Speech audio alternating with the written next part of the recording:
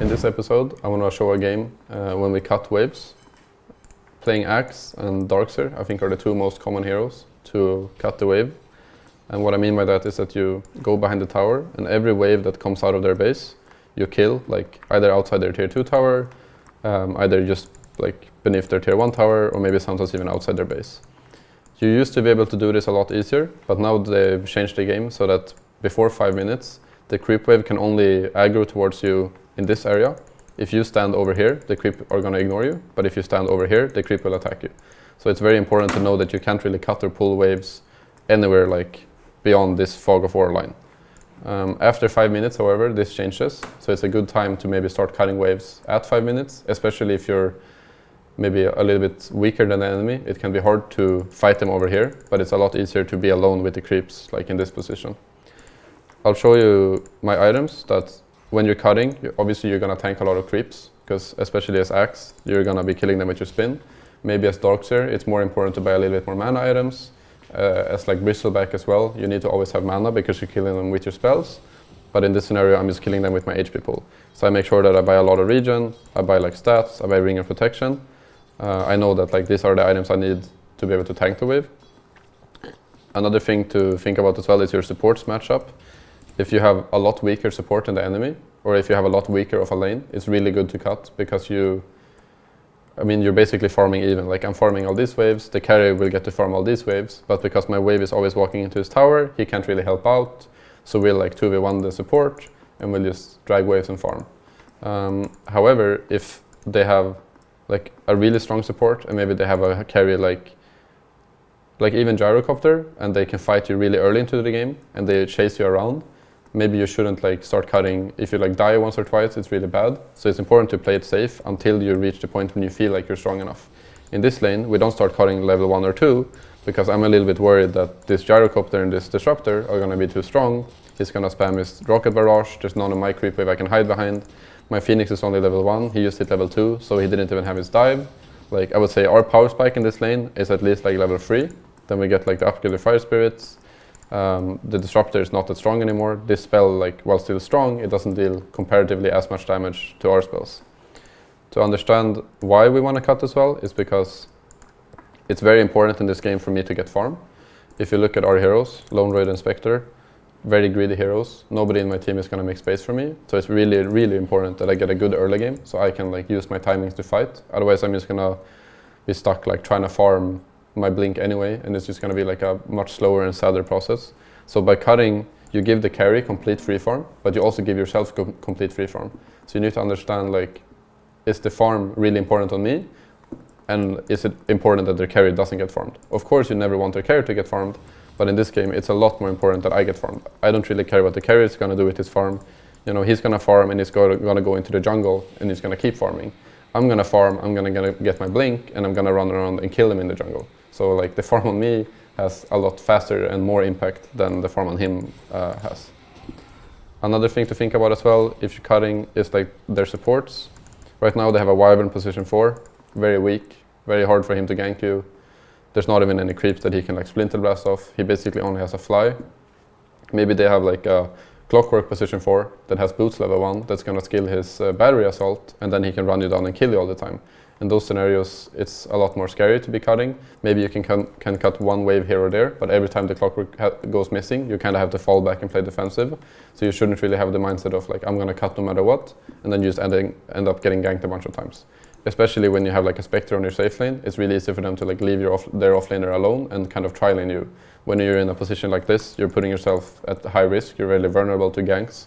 Rotations from the mid hero as well. Make sure you look out for like haste runes. Make sure you tell your mid laner to tell you if it's missing, because the distance to run from here to here and get a kill is like a lot safer and faster than the distance to run all the way here to here and get a kill.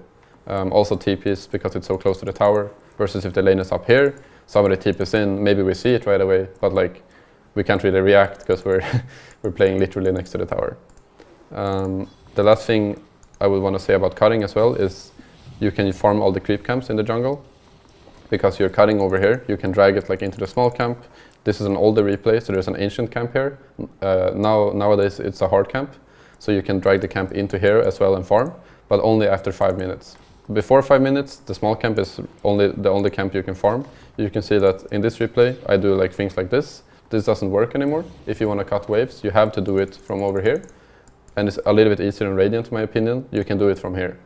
But on Radiant, you can farm this small camp and this hard camp. And on Dire, you can farm this hard camp and this small camp. The best thing to, in my opinion, when cutting, is to do it if you have a weaker lane, especially if you're playing Darkseer. Usually you're laning against like a Nyx.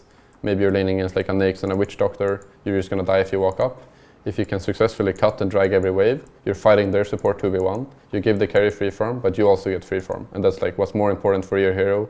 And probably in a lot of these scenarios, you're not gonna stop them from farming anyway. So it's better to cut waves, and once you're getting a little bit of a level advantage, maybe you kill their support together with your support because you're playing 2v1. At that point you can tell your support to go roam, and you'll just play solo, and you're farming, but the carry is farming.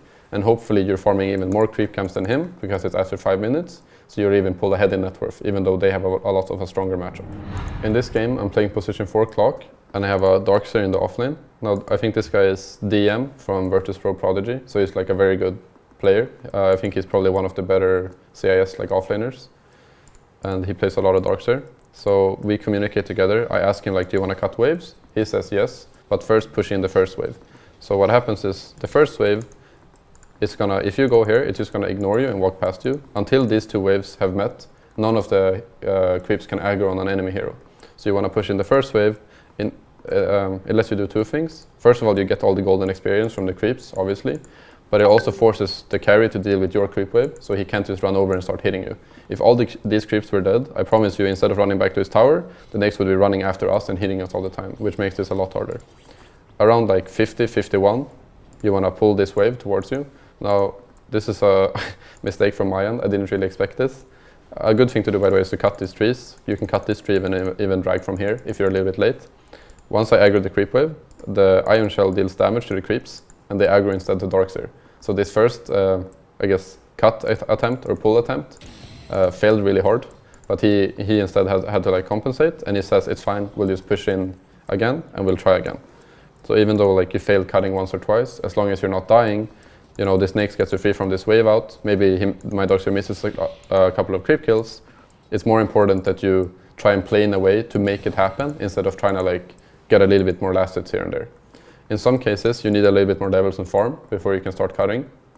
In this scenario, until my Darkseer is, I would say, level 3, we can't really cut all the time. So I just start pulling waves. The Rubik is chasing me, and a very common thing that happens to your position 4 when he pulls waves is that the support will hit this hard camp, and he will try aggro it to the archer. And this happens, I would say, like at least 50% of the games I ask my support to pull waves, even at high MMRs. So you want to make sure as an offlane player that you're able to poke, maybe you get this archer, maybe you can help out against his support. Now he had a wave in his tower because of what happened earlier, but a lot of the cases you want to run over and help your support either pull the wave, cut the wave, get last hits on this hard camp. A lot of the times the carry will pull the creeps into the hard camp here, and then it's important that you're there ready to farm it out and contest instead of just following your support around, because then obviously you would lose some creeps and he would farm out a free hard camp.